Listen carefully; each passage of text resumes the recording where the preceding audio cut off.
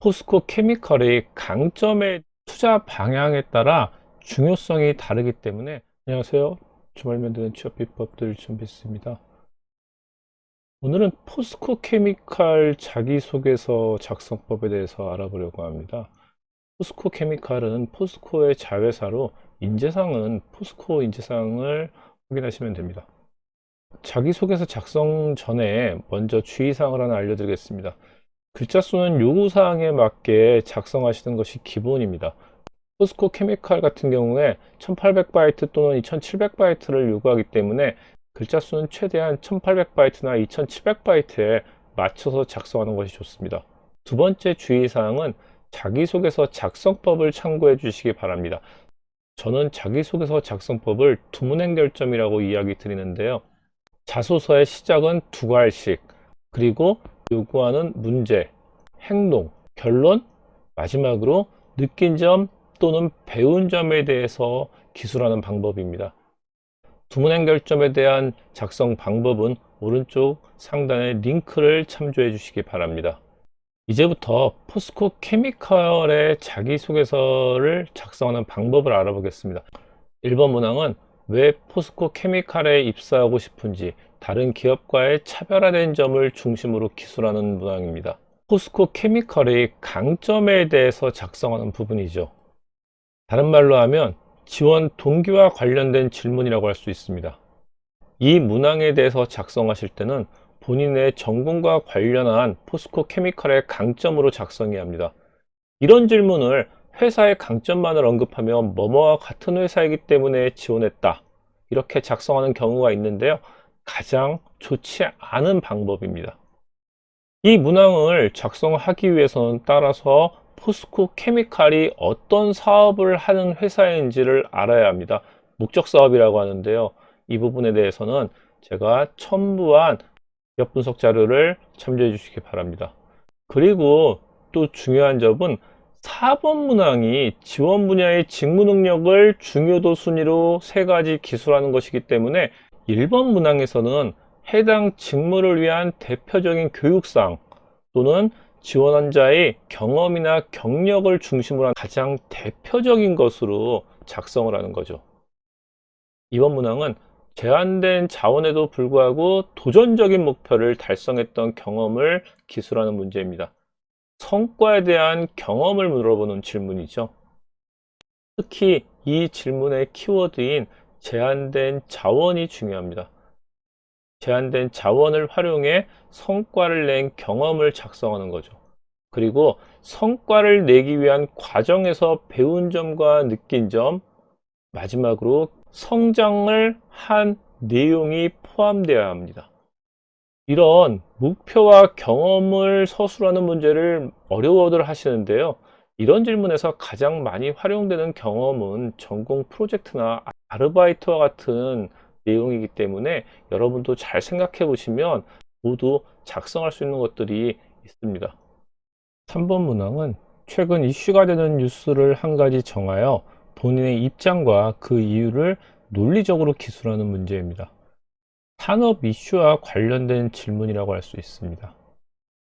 포스코 케미칼과 관련된 산업 이슈를 알아보기 위해서는 먼저 수학 분석을 하셔야 됩니다. 포스코 케미칼의 강점과 기회, 그리고 약점과 현재의 위기 부분들을 살펴보면 포스코 케미칼의 산업 이슈를 알 수 있기 때문입니다. 제가 생각하는 포스코 케미칼의 산업 이슈는 미중 무역 분쟁, 미중 무역 분쟁으로 해서 중국의 제철 산업이 침체기를 겪고 있기 때문에 케미칼의 현재 위기적인 요소라고 할 수 있죠. 기회적인 요소는 남북 경협이 활성화되면 광물 자원을 확보할 수 있기 때문에 케미칼의 입장에서는 원부재재를 안정적으로 공급받을 수 있다는 측면이 있습니다.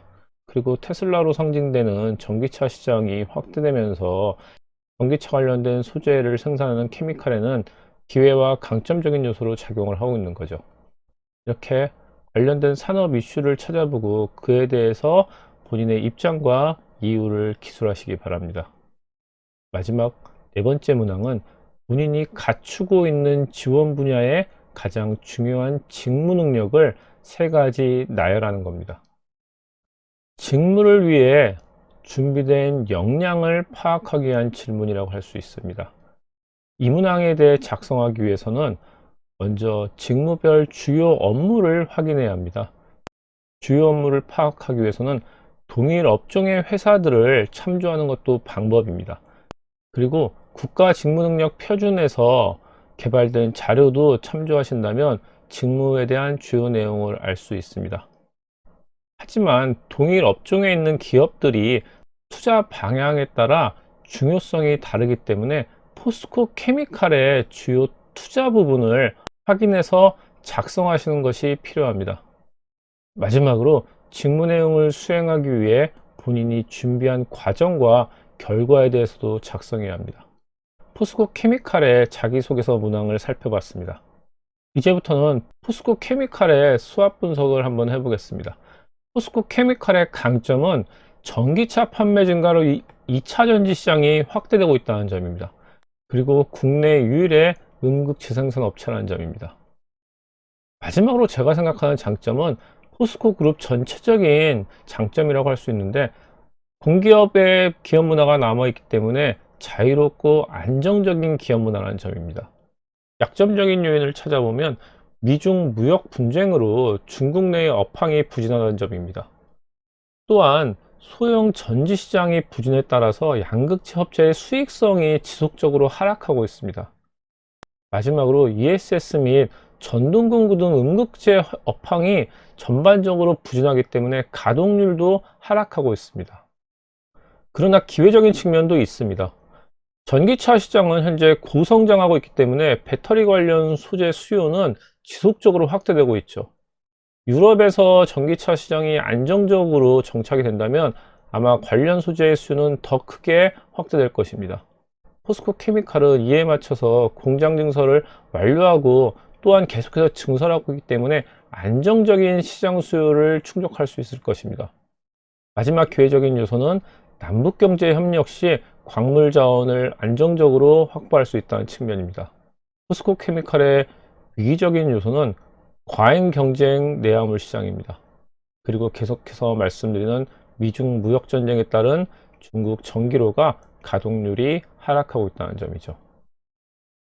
지금까지 포스코 케미칼의 자기소개서와 기업 분석을 해봤습니다. 주말면 되는 취업 비법들 준비쓰였습니다.